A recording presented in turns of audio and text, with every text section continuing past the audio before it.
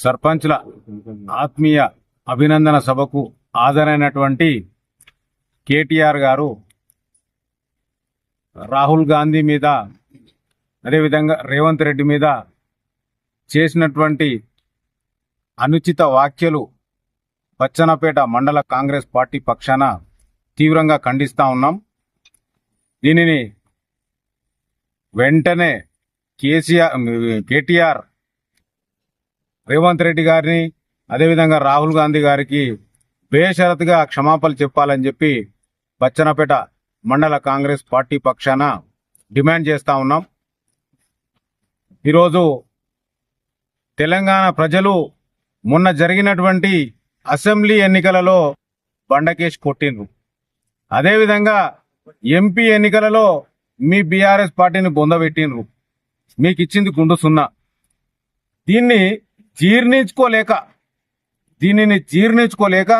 ఇవాళ కుక్క గరిచినట్టు పిచ్చి కుక్క గరిచినట్టు ఏ సభలో చూస్తే ఆ సభలో తిట్టడం మొదలుపెట్టిండు. కేటీఆర్ ఒకవేళ తిట్ల పోటీ పెడితే ఈరోజు నువ్వే కాదు మేము కూడా తిట్టడానికి సిద్ధంగా ఉన్నాం. నీకంటే 4 తిట్లు ఎక్కువనే వస్తాయి. మరి ఈరోజు ఒక దేశ నాయకుడిని పట్టుకొని ఇలా ఉరి తీయాలని మాట్లాడతావా? మరి ఆ రోజు తెలంగాణ మునగాడు మా నాయన తెచ్చినట్టున్నావు కదా, మరి మీ నాయన తెచ్చే తెలంగాణ తెచ్చినట్టు అయితే మరి ఇచ్చింది ఎవరు అని ప్రశ్నిస్తా ఉన్నాం.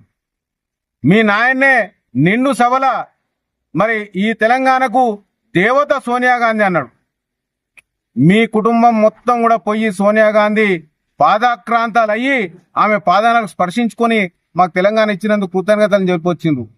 అలాంటి వారి నాను అనేటువంటిది ఒకసారి మాట్లాడే ముందు ముందు ఆలోచించుకొని మాట్లాడాలి. ఈరోజు మీరిచ్చినటువంటి హామీలు ఏమైనాయి? 10 సంవత్సరాలు చేసిండ్రు.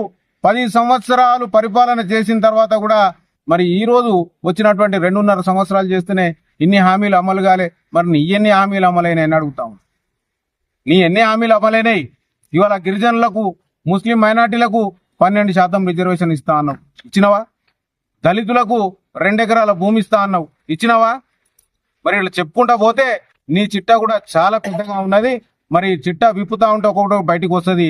ఈ రోజు తెలంగాణ ప్రభుత్వం రాగానే మా నాయకుడు రేవంత్ రెడ్డి గారు ఒక్కొక్కటిగా అన్ని హామీలను నెరవేరుస్తా ఉన్నాడు. మరి వాటిని అన్నిటి కూడా దేవులాడుకుంటావు. నువ్వు 11 సార్లు రైతు బంధు చేసినా అన్నావు. ఒక్కసారి ఆత్మవిమర్శ చేసుకో. ఒక్కసారి చేసుకొని నువ్వు రైతు రుణమాఫీ నీ ప్రభుత్వం ఎన్నిసార్లు చేసిందని ప్రశ్నిస్తా ఉన్నాం. ఒక్కసారి మేము చేసినటువంటి రైతు రుణమాఫీ చూసుకున్నట్టయితే నీకు లెక్కలు రాకపోతే ఒక లెక్కల మాస్టర్ను పెట్టుకుని ఆ లెక్కలన్నీ కూడా సరిచూసుకో. మేము ఒక్కసారి వేసినటువంటి రైతు రుణమాఫీ 5 సంవత్సరాలకు సరిపడా రైతు బంధు పడతా ఉండే. అయినా కూడా ఎందుకంటే రైతుల శ్రేయస్సు కోరి, పేదల శ్రేయస్సు కోరి ఇలా నువ్వు వేసినటువంటి రైతు బంధు ఎవరికి వేసినా అంటున్నావు? అందరికి వేసినా అంటున్నావు. కానీ ఇలా దేనికి వేసినావు? బలవంతులకు మరి అదేవిధంగా ధనవంతులకు వేసినటువంటి రైతు బంధు నీది. గుట్లకు చెట్లకు పుట్టలకు వేసినటువంటి రైతు బంధు నీది. ఇవాళ మరి బక్క చిక్కినటువంటి పేద సన్నకారు రైతులందరూ కూడా కౌలు రైతులకు కూడా ఇవాళ రైతు బంధు పడతా ఉన్నారు. ఇవన్నీ నీ కళ్ళు కనబడతలేవా అని చెప్పి అడుగుతా ఉన్నా. నువ్వు ఇంకొకసారి ఇదే విధంగా మాట్లాడితే జనగామ గడ్డకు వచ్చినావు కదా, మరి నీ 10 సంవత్సరాల కాలంలో ఏ రోజు వచ్చినావు? ఏం అభివృద్ధి చేసినావు? నీ సిద్దిపేటను ఏం చేసినావు? నీ సిరిసిల్లను ఏం చేసినావు? మరి జనగామ ప్రాంతం 10 సంవత్సరాలు నీ ఎమ్మెల్యేనే గెలిచున్నాడు కదా, ఏ అభివృద్ధి చేసినావు నువ్వు జనగామకి? ఇవాళ వచ్చి మరి మాకు సర్పంచ్ గెలిచిండ్రు, మేము మరి సంతోషంలో ఉన్నామని చెప్పి సంతోషాలు వ్యక్తం చేస్తున్నావే, మరి ఏం అభివృద్ధి చేసినావు? జనగామకి ఎన్ని నిధులు ఇచ్చినావని మేము నిన్ను సూటిగా ప్రశ్నిస్తా ఉన్నాం. ఇలాంటి పిచ్చి పిచ్చి మాటలు మాట్లాడితే ఇంకొకసారి జనగామ గడ్డ మీదే నిన్ను బొంద పెడతాం. నీ యొక్క బల్పును అహంకారాన్ని తగ్గించుకోకపోతే నువ్వు జన్మలో కూడా మళ్ళీ ముఖ్యమంత్రి కాదు కదా, ఎమ్మెల్యే కూడా కాలేవని చెప్పి మేము హెచ్చరిస్తా ఉన్నాం. ఖబర్దార్ కేటీఆర్. తెలంగాణ వచ్చిన తర్వాత కూడా మొదటిసారి అసెంబ్లీ సమావేశం ఏర్పడిన రోజు సోనియా గాంధీకి మేము కృతజ్ఞత చెప్తున్నాము. తెలంగాణ రావడానికి కారణము సోనియా గాంధీ బర్త్డే రోజు మాకు గిఫ్ట్గా ఇచ్చింది.